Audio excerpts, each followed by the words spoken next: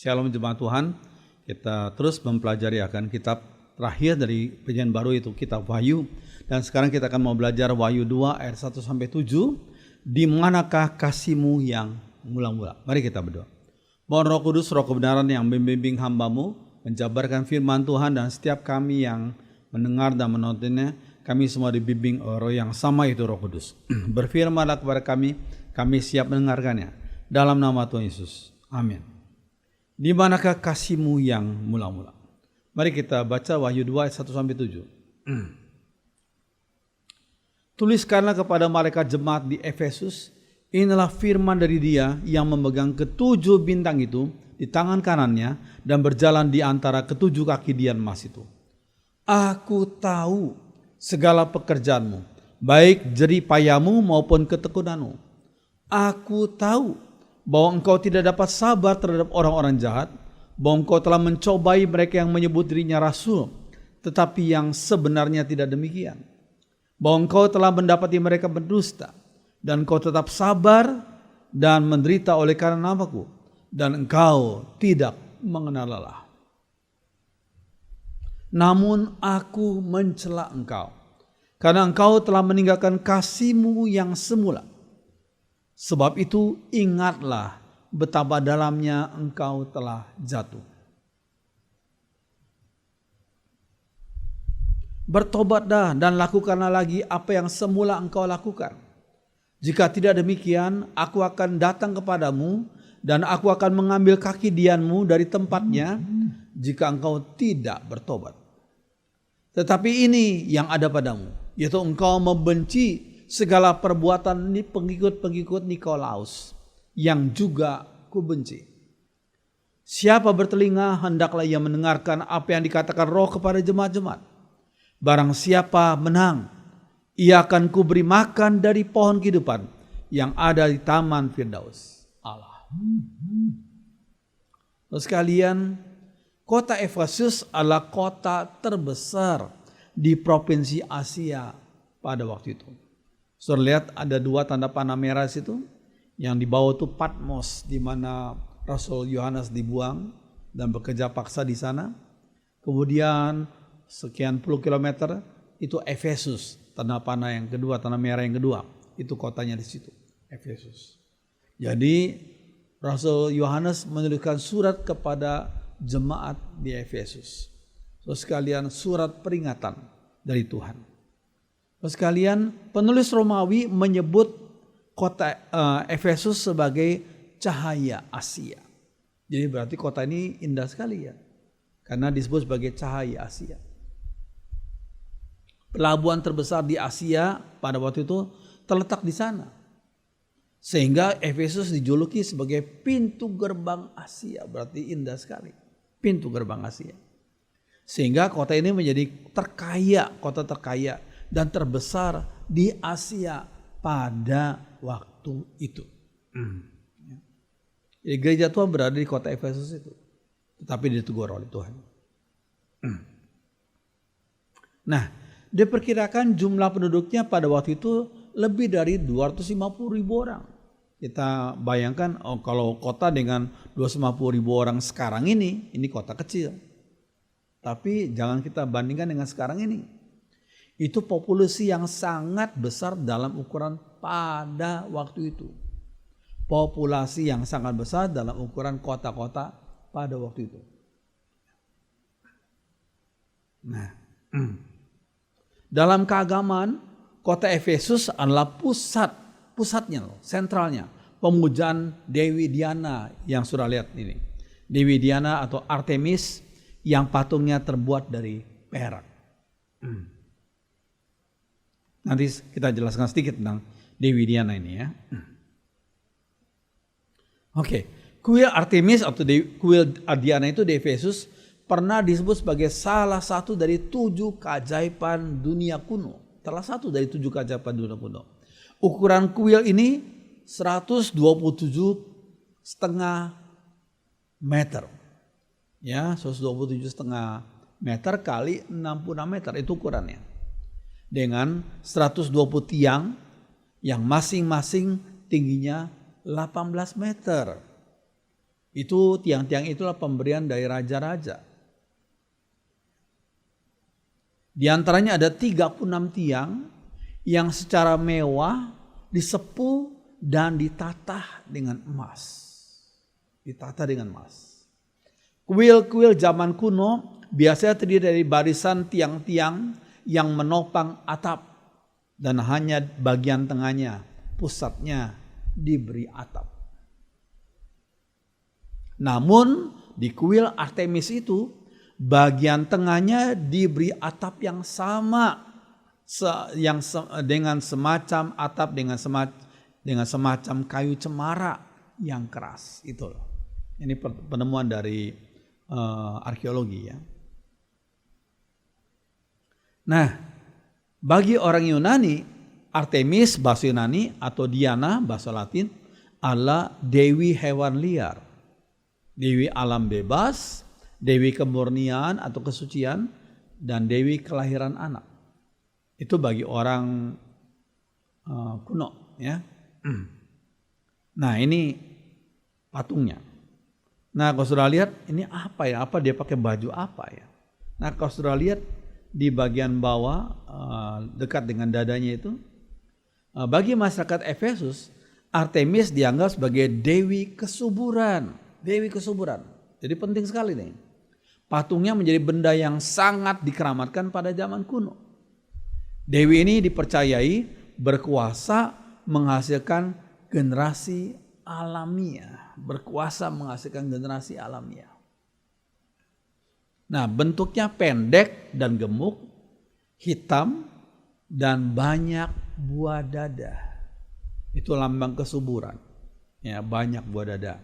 Di kepalanya terdapat mahkota yang berbentuk menara, yakni menara Babel. Inilah figur atau patung Artemis ini. Nah, lihat Kisah Rasul 19. Menyatakan betapa pentingnya pemujaan kepada Dewi Artemis atau Dewi Diana pada waktu itu. Dikatakan Kisah Rasul 19 ayat 26-28, sekarang kamu sendiri melihat dan mendengar bagaimana Paulus bukan saja di Efesus, tetapi juga hampir di seluruh Asia telah membujuk dan menyesatkan banyak orang dengan mengatakan bahwa apa yang dibuat oleh tangan manusia bukanlah dewa. Ini Paulus membahas tentang patung-patung, termasuk patung Dewi Diana waktu itu ya. Dengan jalan demikian bukan saja perusahaan kita berada dalam bahaya untuk dihina orang, tetapi juga kuil Artemis atau kuil Diana itu, dewi besar itu berada dalam bahaya akan kehilangan artinya. Ya. Dan Artemis sendiri, Artemis yang disembah oleh seluruh Asia waktu itu dan seluruh dunia yang beradab akan kehilangan kebesarannya. Ini concern daripada mereka yang berbisnis itu ya, berbisnis patung Artemis itu. Mendengar itu meluaplah amarah mereka. Lalu mereka berteriak-teriak katanya, besarlah Artemis Dewi orang Efesus. Jadi mereka berusaha membela Dewi Artemis. Padahal Tuhan kalau hidup ya nggak perlu kita bela ya. Tuhan bisa membela dirinya sendiri. Ya, bahkan Tuhanlah yang membela umatnya. Ya. Tapi kalau yang benda mati ya dibela-bela oleh orang yang memujanya. Itu benda mati. Ya. Nah, selain sebagai pusat agama, Efesus juga disebut sebagai pusat kejahatan dan imoralitas. Kejahatan dan imoralitas. Itu pusatnya di Efesus salah satunya. Ya. Area kuil memiliki hak suaka, perlindungan hak suaka. Setiap penjahat yang baru lakukan kejahatan akan selamat jika sampai di halaman kuil. Nah ini, penjahat akan selamat di halaman kuil. Dan di kuil ini terdapat ratusan imam-imam wanita yang menjadi, luar biasa, pelacur-pelacur bakti di kuil itu. Jadi imoralitas di kuil-kuil itu. Ya. Nah ini ada seorang tokoh ini yang namanya Heraklitus. Heraklitus itu seorang filsuf Yunani kuno yang tinggal di kota Efesus. Kata dia, tak ada seorang yang bisa hidup di Efesus tanpa menangisi imoralitas yang dalam kehidupan mereka. Itu kata Heraklitus. Tidak ada seorang yang bisa hidup di Efesus tanpa menangisi imoralitas yang ada yang dalam kehidupan mereka. Ya, karena ada pelacuran bakti itu di kuil yang menyembah Diana itu, ya, Artemis itu. Heraklitus dari Efesus yang hidup abad ke-6 sebelum Masehi itu dikenal sebagai filsuf yang sering menangis, dikatakan the weeping philosopher. Filsuf yang sering menangis. Baginya, dalam hidup manusia selalu ditemukan sesuatu untuk ditangisi. Ia merupakan filsuf terbesar sebelum Sokrates hidup. Dia filsuf yang terbesar. Ini tinggalnya di kota Efesus ini. Nah, kemudian, di kota seperti itulah Rasul Paulus pernah tinggal paling lama dibanding kota-kota lainnya, yakni 3 tahun. Karena Rasul Paulus gak sembarangan, dia melihat kota Efesus tantangannya paling besar, sehingga dia perlu tinggal 3 tahun di sana.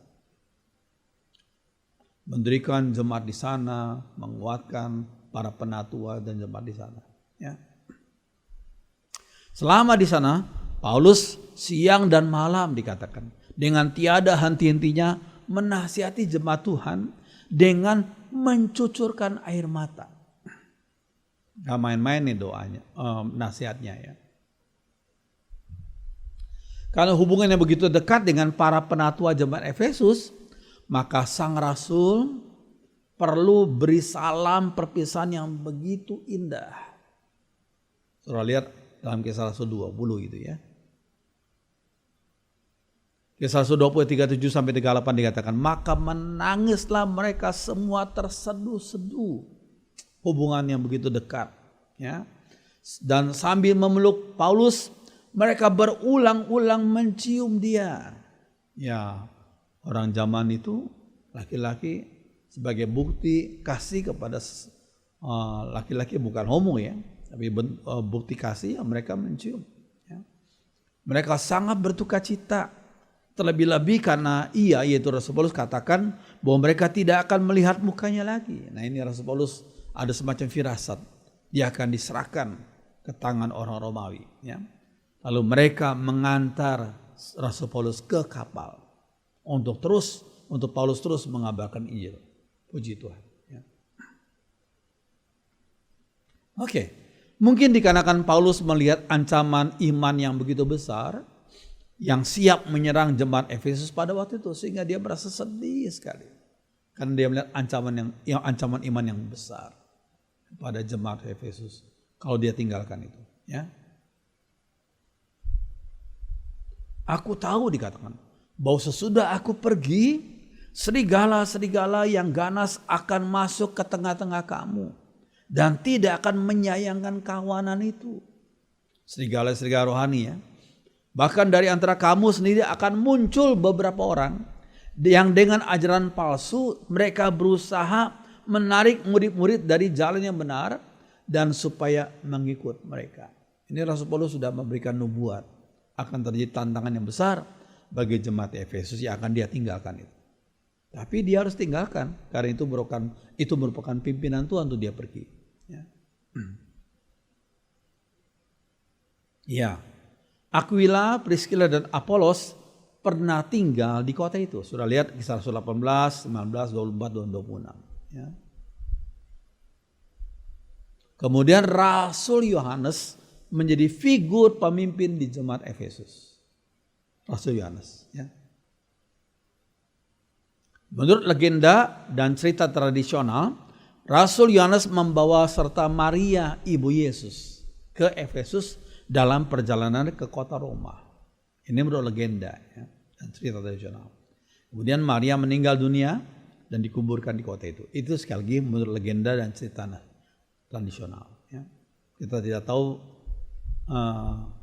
apakah itu betul-betul terjadi, tapi itu menurut legenda dan cerita tradisional. Ya. Dahulu kota Efesus pernah menjadi pelabuhan terbesar di Asia. Namun sekarang Efesus terletak 10 km dari laut. 10 km dari laut. Nah ini salah satu peninggalannya ya. Orang-orang pada datang mengunjungi ya. Tak ada pelabuhan lagi karena kapal tidak dapat meratap di pantainya. Tidak dapat merapat di pantainya. Tidak ada pelabuhan lagi. Apa yang dahulu disebut sebagai Teluk Efesus sekarang dipenuhi oleh alang-alang. Itu yang terjadi sekarang ini. Ya. Oke. Nah, kita lihat pasal 2 ayat 1 kitab Wahyu. Tuliskanlah kepada malaikat jemaat di Efesus. Malaikat jemaat di Efesus. Maksudnya malaikat di sini bentuk roh atau figur lain. Ya. Malaikat jemaat di Efesus itu kata malaikat itu angelos.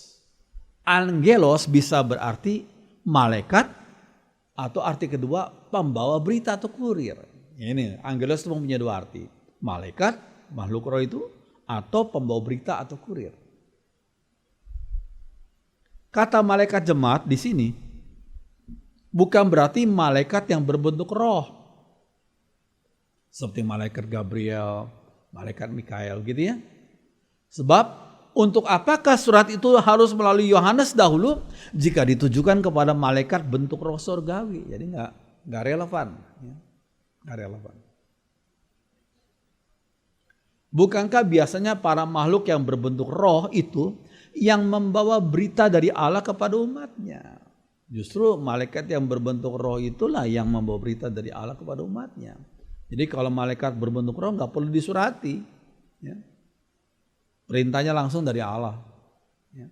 Nggak perlu disurati lagi. Nah, kata malaikat jemaat di sini berarti pemimpin jemaat atau gembala sidang.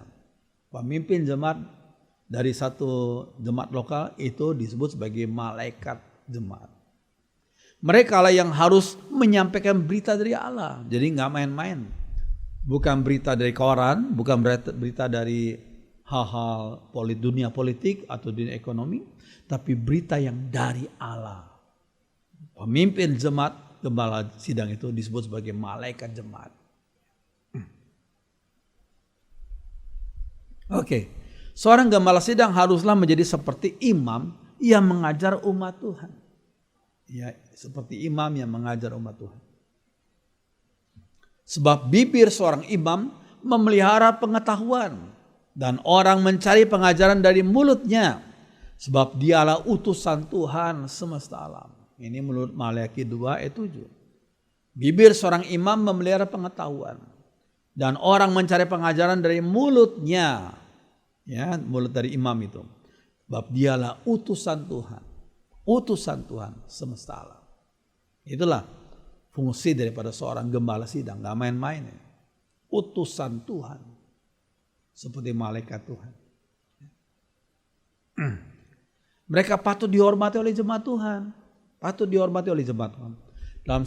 Dalam 1 Timotius 5 ayat 17 dikatakan, penatua-penatua yang baik, pimpinannya, patut dihormati 2 kali lipat.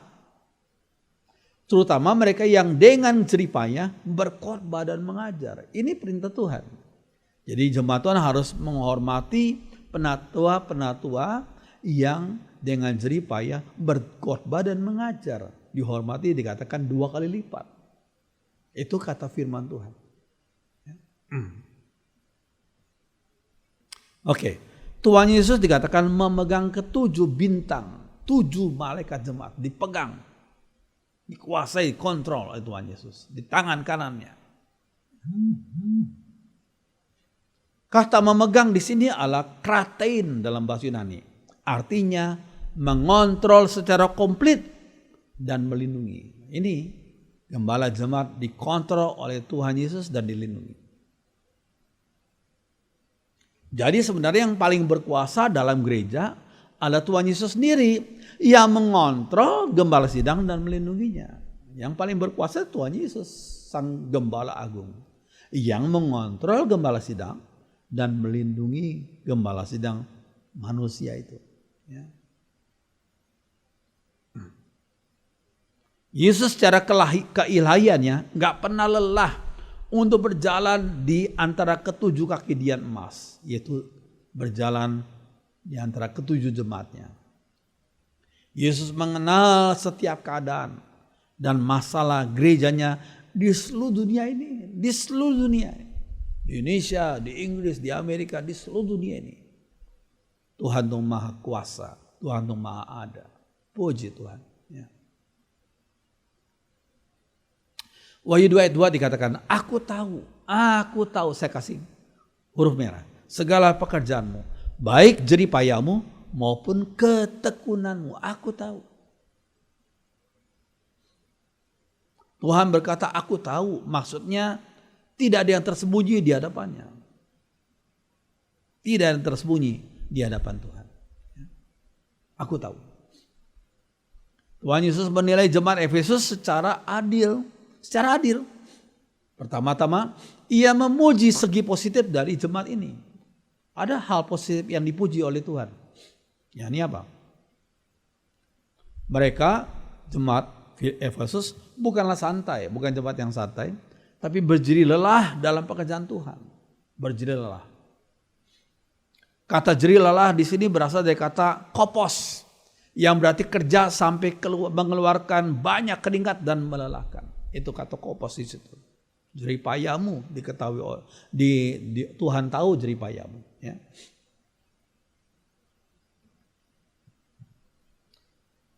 Bandingan dilakukan oleh Trifena, Trifosa, dan Persis. Ya, dikatakan Roma 16 ayat 12. Juga Paulus dikatakan bekerja keras, 1 Korintus 15 ayat 10. Tuhan tahu. Ya. Tuhan gak tinggal diam. Ya. Roma 16 ayat 12 sampai 13. Salam kepada Trifena dan Trifosa yang bekerja membanting tulang dalam pelayanan Tuhan. Salam kepada Persis yang kukasih, yang telah bekerja membanting tulang dalam pelayanan Tuhan. Rasul Paulus sebagai hamba Tuhan memuji orang-orang itu. Ya. Iya. Mereka dikatakan juga tekun. Kata tekun di situ adalah hupomone, yang berarti keberanian untuk menerima penderitaan, kehilangan, kekerasan, dan mengubahnya menjadi anugerah dan kemuliaan. Itu artinya hupomone. Itu yang dilakukan oleh jemaat Efesus itu. Ya. Berani untuk menghadapi penderitaan, kehilangan, kekerasan, dan mengubahnya menjadi anugerah dan kemuliaan. Ini segi positif daripada jemaat ini. Ya. Mereka pertahankan doktrinnya ortodoks, dan menangkal ajaran sesat yang menyerang mereka. Ya, mereka loh jemaat yang memperhatikan doktrin yang ortodoks. Puji Tuhan. Ya. Ini positif daripada jemaat ini. Perlu diingat bahwa kota Efesus terletak di jalan yang menuju ibu kota Roma dan jalan ke timur juga, sehingga menjadi tempat persinggahan berbagai macam orang dengan ajaran dan cara hidup mereka. Kalau gereja di kota besar, di metropolitan memang ada berkatnya, ada positifnya, tapi juga ada tantangannya. Yaitu tempat persinggahan berbagai macam orang dengan ajaran dan cara hidup mereka. Bidat yang datang menyerang mereka adalah dikatakan pengikut Nikolaus, ayat 6. Siapa itu pengikut Nikolaus itu? Bidat ini menyerang pula jemaat di Pergamus. Lihat ayat 15, nanti kita baca nanti ya, nanti kita pelajari. Wahyu 2 ayat 15. Mereka mengikuti pengikut Nikolaus itu, mereka mengikuti ajaran Bileam yang mengajarkan para pengikutnya untuk makan persembahan berhala dan berbuat zina. Ya, lihat Bilangan 25 ayat 1 sampai 3. Nama Nikolaus berasal dari kata Yunani yaitu nikan atau menaklukkan, dan laos itu umat yang menaklukkan, itu ya, Nikolaus. Nah, sedangkan Bileam berasal dari kata Ibrani bela, menaklukkan, dan ham, umat yang menaklukkan. Oke. Ada sebagian penafsir mengatakan Nikolaus adalah salah seorang diakon dari Antioquia yang dilantik oleh para rasul. Kisah Rasul 6 ayat 5. Itu sebagian penafsir menafsirkan demikian. Dari mana? Dari ayat Kisah Rasul 6 ayat 5. Coba kita lihat ya. Lalu mereka memilih Stefanus, seorang yang penuh iman dan Roh Kudus, dan Filipus, Prokorus, Nikanor, Timon, Parmenas, dan Nikolaus, seorang penganut agama Yahudi dari Antioquia. Pertanyaannya, apakah Nikolaus ini yang ditegur oleh Tuhan? Kita tidak tahu. Namanya kok sama ya. Tapi mungkin aja bisa ya, karena orang memulai dengan hal yang baik belum tentu mengakhiri dengan baik juga. Tergantung kesetiaan orang itu kepada kebenaran Tuhan ya. Kemudian Nikolaus mengikuti ajaran yang sesat dan menjadi bidat. Nah itu menyedihkan sekali ya. Memulai yang baik tapi mengakhiri dengan tidak baik. Menurut Irenaeus, seorang bapak gereja, para pengikut Nikolaus ini ingin hidup bebas tanpa kendali, yakni mengumbar nafsu dalam hal makanan dan kehidupan seks. Inilah para pengikut Nikolaus ini, yang menurut bapak gereja Irenaeus itu. Nah, hal tersebut melanggar keputusan para rasul di Yerusalem yang kita baca dalam Kisah Rasul 15 ayat 28 sampai 29. Apa itu keputusannya? Sebab adalah keputusan Roh Kudus dan keputusan kami, kata para rasul ya, supaya kepada kamu jangan ditanggungkan lebih banyak beban daripada yang perlu ini. Titik 2 ya. Yaitu kamu harus menjauhkan diri dari makanan yang dipersembahkan kepada berhala. Ya. Dari darah, dari daging binatang yang mati dicekik, dan dari percabulan. Ini perintah Tuhan lewat para rasul. Ya. Jikalau kamu memelihara diri dari hal-hal ini, kamu berbuat baik, sekianlah selamat. Itu keputusan para rasul dari Kisah Rasul 15 ini. Ya. Apa yang diajarkan oleh pengikut Nikolaus itu? Mereka katakan Taurat itu sudah berakhir. Dengan beriman kepada Yesus, Taurat sudah berakhir. Orang Kristen bebas katanya. Sehingga ajaran mereka ditentang, dilawan oleh Paulus dalam misal Galatia 5 ayat 13. Ya. Saudara-saudara, kata Rasul Paulus, memang kamu telah dipanggil untuk merdeka. Tapi janganlah kamu mempergunakan kemerdekaan itu sebagai kesempatan untuk hidup dalam dosa. Itu teguran Rasul Paulus. Ya.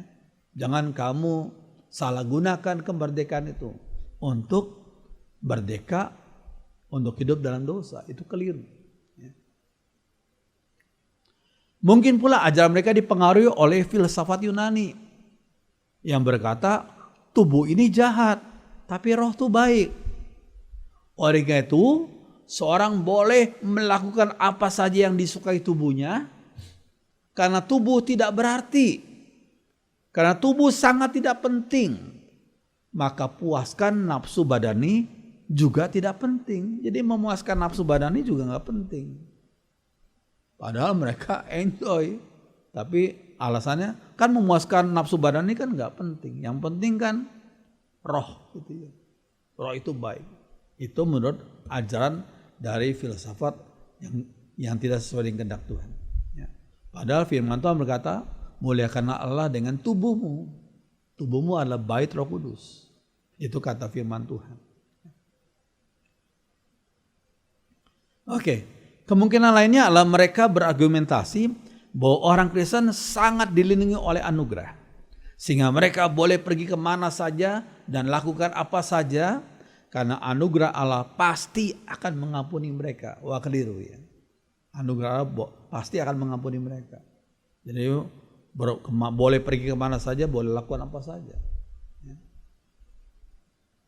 Para pengikut Nikolaus itu membiarkan dunia mengubah kekristenan Bukan kekristenan mengubah dunia ini. Ini kelemahan daripada para pengikut Nikolaus. Mereka membiarkan dunia mengubah kekristenan. Bukan kekristenan yang mengubah dunia. Mereka menyusup dan berusaha untuk mempengaruhi jemaat Efesus.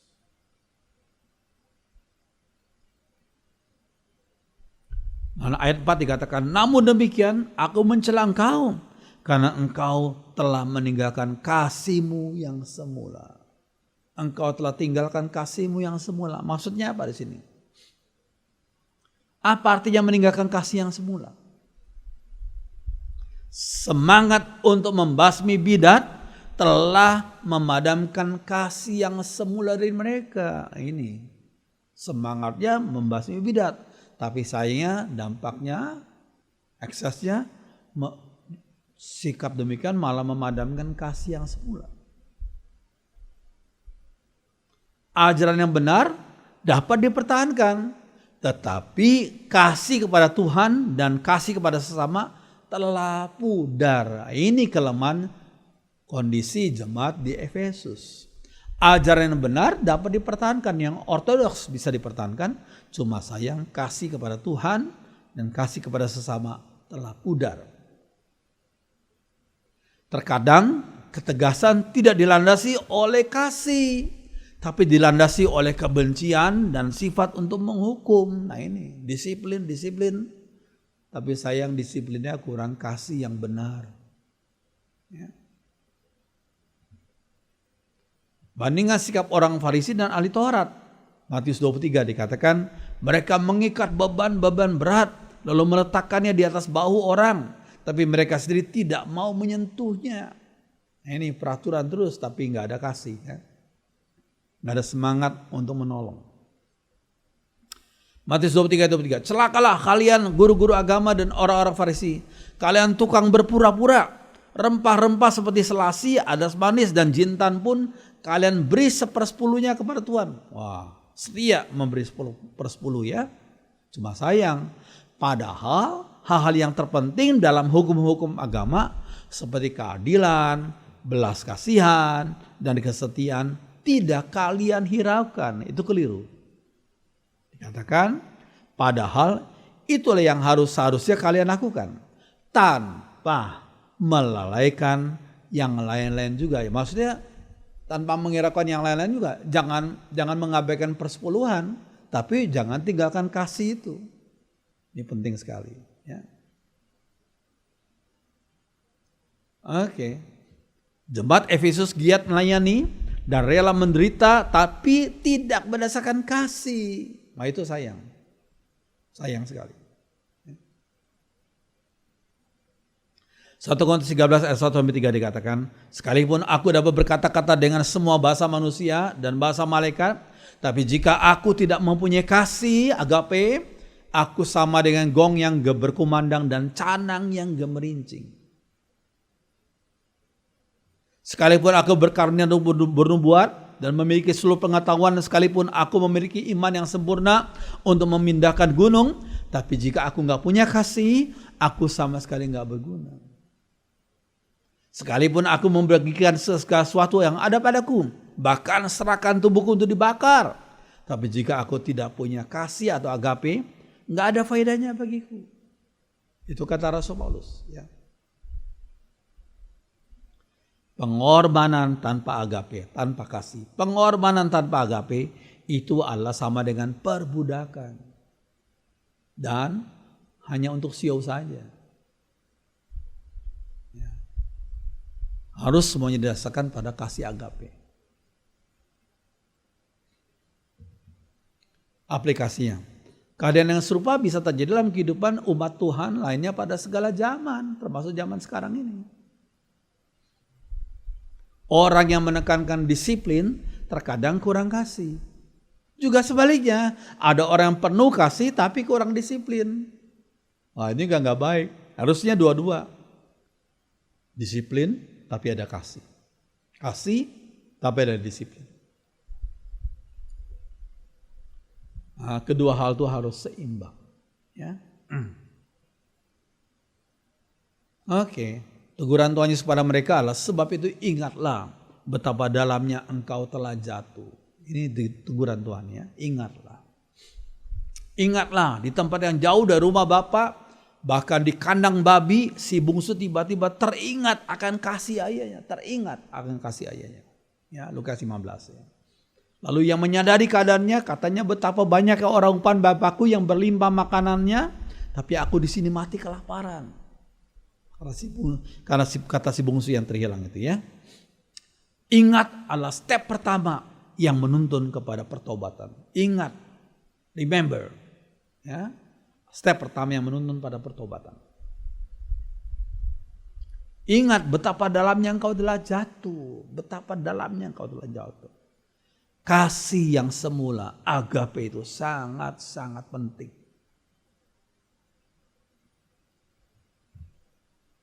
Bertobatlah. Bertobat tidak sekedar menyesal, tapi diikuti dengan tindakan nyata untuk kembali ke jalan yang benar.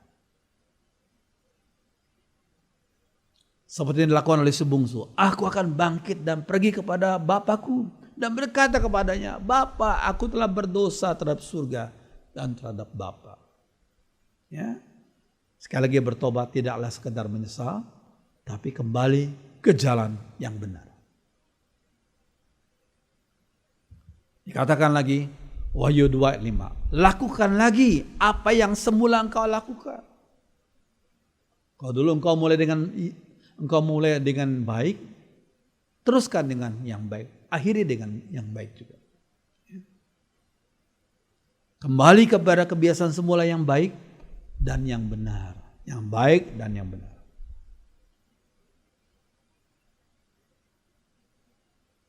Nah, sekalian, barang siapa menang, dia akan kuberi makan dari pohon kehidupan yang ada di taman Firdaus Allah.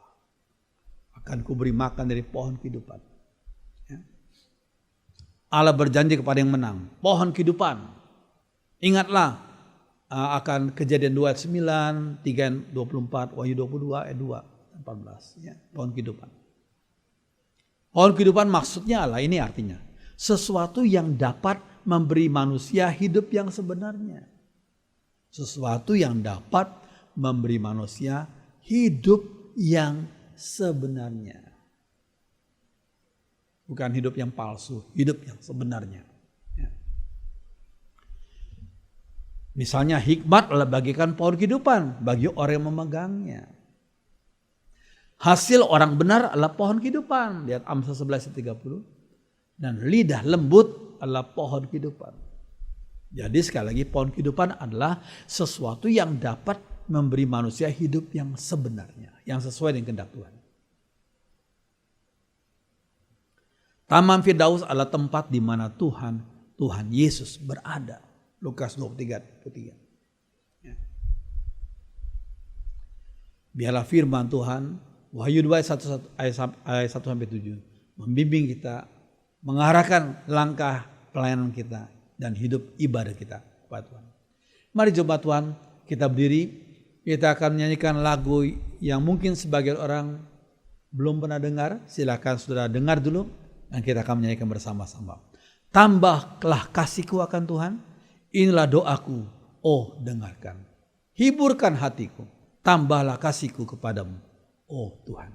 Mari kita berdiri, kita nyanyikan lagu bersama-sama.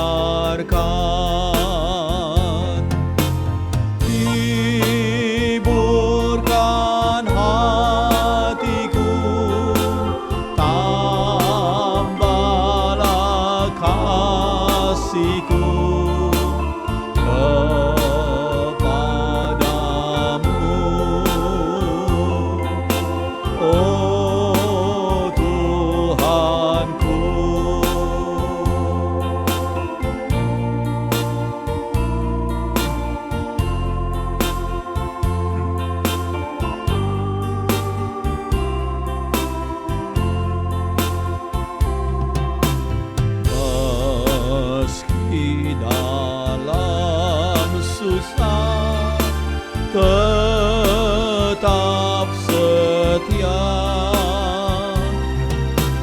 Aku lebih rindu kepadamu. Inilah harapanku, tambahlah kasihku kepadamu. Oh Tuhanku, ulangi lagi, tambahlah kasihku akan Tuhan.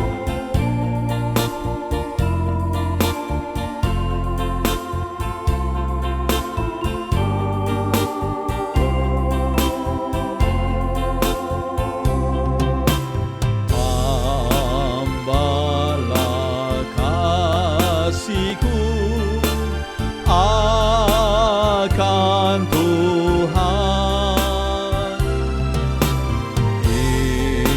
Inilah doaku, oh dengarkan.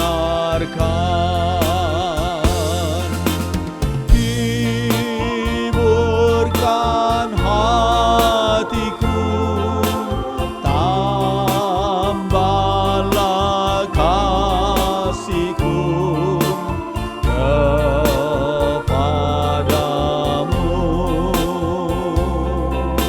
Oh Tuhanku.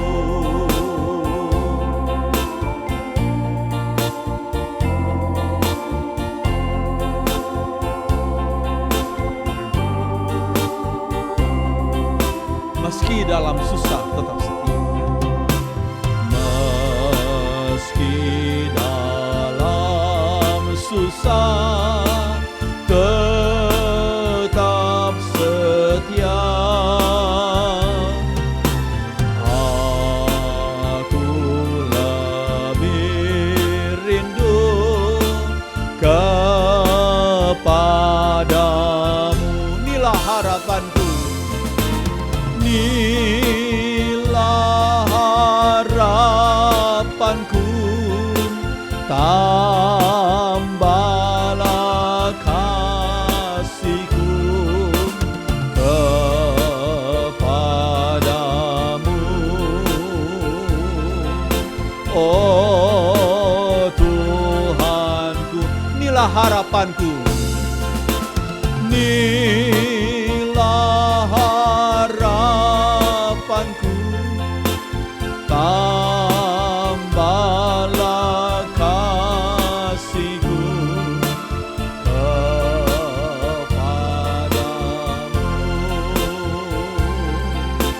Oh Tuhanku.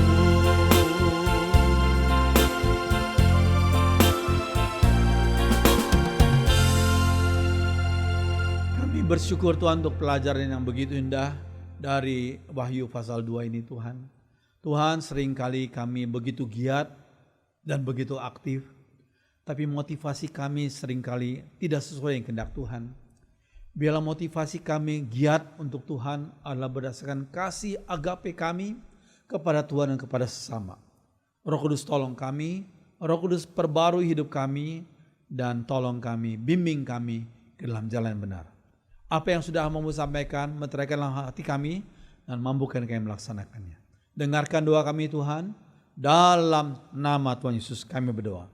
Semua orang beriman mengatakan, amin. Silakan duduk.